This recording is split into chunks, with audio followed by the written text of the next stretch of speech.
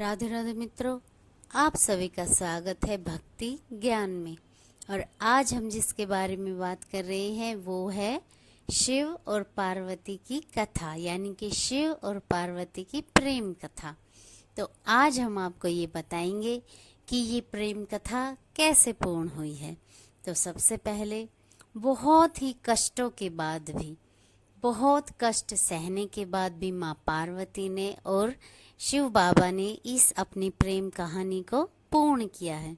चाहे कितने भी कष्ट हुए हों, लेकिन उन्होंने कई वर्षों से जन्म लेकर युगों तक एक दूसरे का इंतजार किया है और एक दूसरे के लिए बहुत सारे तप किए हैं।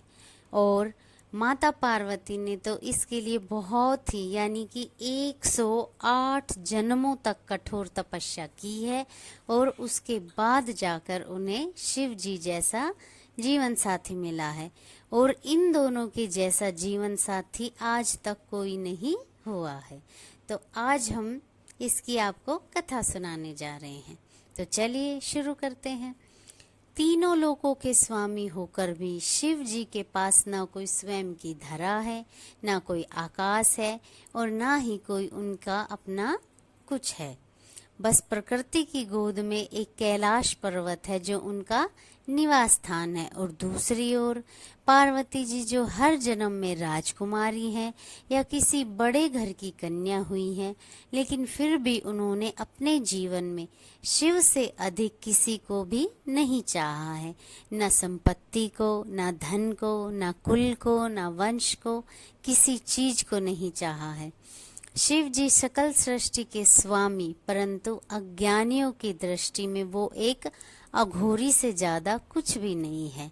उस दिव्य स्वरूपा देवी ने शिव जी को जो पूर्णता दी है, उससे वे दोनों और देव महादेव जी बन गए हैं, यानी कि देवों के देव महादेव बन गए हैं, क्योंकि वो पूर्ण हो चुके हैं।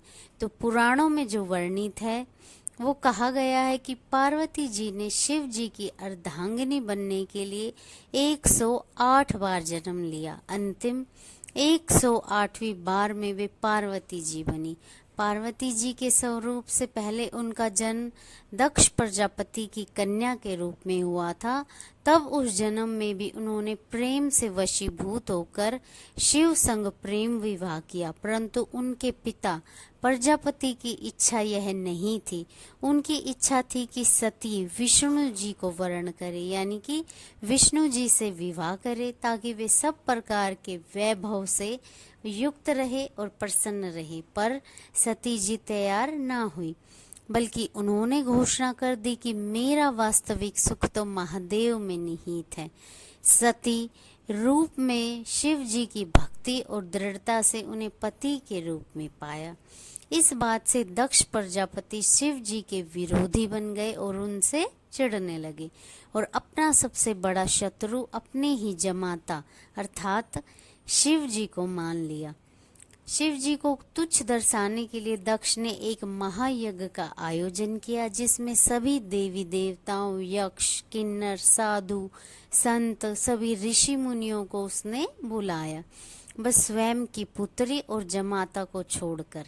इस यज्ञ में जाने हेतु पार्वती जी ने शिव जी को समझाया कि आमंत्रित तो परायों को किया जाता है, अपनों को नहीं, और वे वहां बिना बुलाए ही पहुंच गई।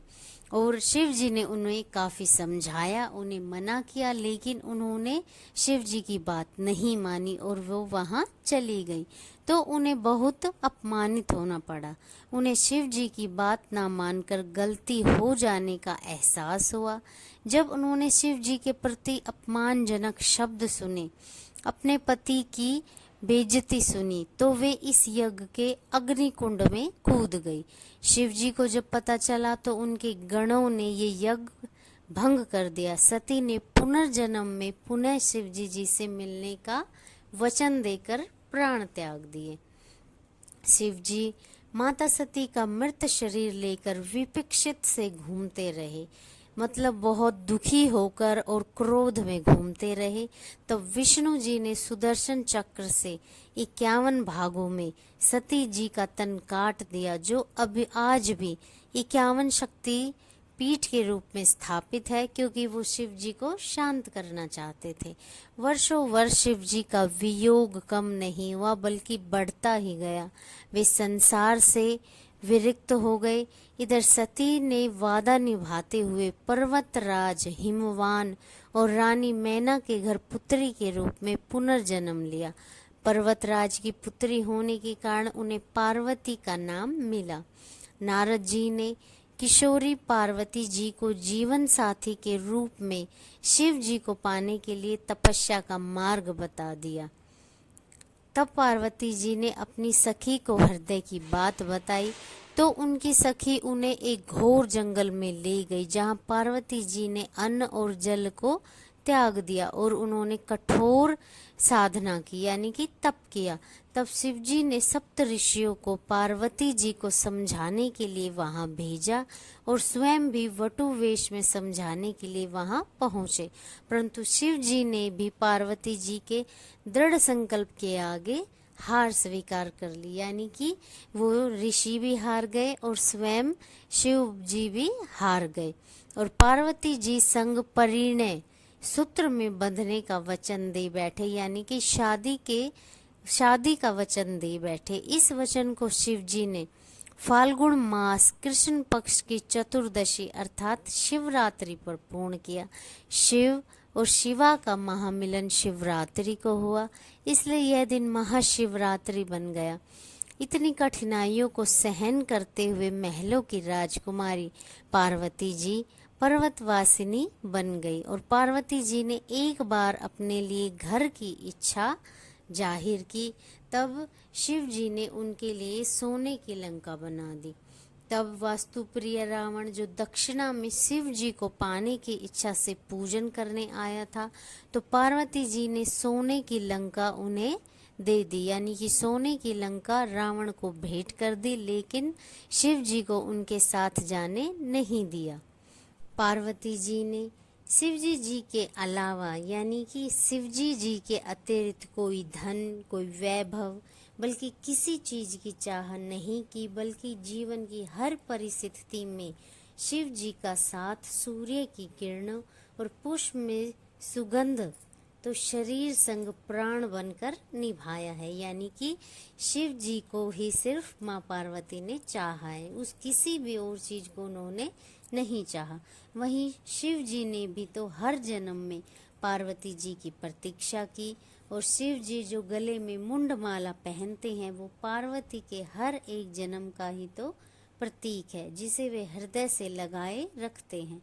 वास्तव में पार्वती जी अनेकों कठिनाइयां सही, तो शिव जी ने भी अथाह वियोग सहा है, जिसे सभी कुछ सरलता से मिल जाए, प्राप्त हो जाए, उनका जीवन कभी पूजनीय नहीं बनता। अतः दोनों ने संपूर्ण प्रेम की परिभाषा दी है, अर्थात दोनों ने अपने प्रेम को पाने के लिए बहुत ही वियोग सहा, बहुत कठिनाइयां सही और बहुत ही जन्म तक वो दुख देखते रहे, लेकिन लास्ट में, अंत में वो एक दूसरे के हुए। तो इसीलिए जो भी इंसान अपने प्रेम को पाना चाहता है तो थोड़ी बहुत कठिनाइयों का सामना करना ही पड़ता है, लेकिन अंत में वो अपने प्रेम को पा ही लेते हैं। तो ये थी हमारी आज की कथा, शिव और पार्वती की प्रेम कथा। हमारे चैनल को लाइक करें, शेयर करें, सब्सक्राइब करें। राधे राधे मित्रों।